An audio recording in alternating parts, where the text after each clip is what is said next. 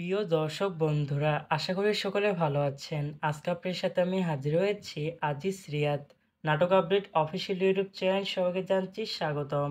আজকে আপনার সাথে যে নতুন একক নাটক নিয়ে চলে আসলাম, সেই নতুন একক নাটকটির নাম হচ্ছে মায়াময়।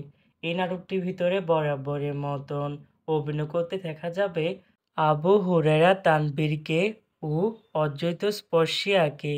বরাবরের মতন এই নাটকটির গল্প চিত্রনাট্য উপস্থাপনা করেছেন রিফাত আদনান পাপন। ইতিমধ্যে কিন্তু এই নাটকটির একটি পোস্টার রিহার্সাল করা হয়েছে আমাদের মাঝে, তাও দেখতে পাচ্ছিনি। অসাধারণ হয়েছে পোস্টারটি।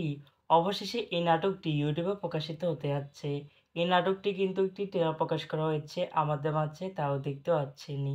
নাটকটি টেলিভিশন পর্দায় দেখতে চোখ রাখতে হবে 7 মার্চ শুক্রবার দুপুর 3টা 5 মিনিটে শুধুমাত্র চ্যানেল 9 এর পর্দায়।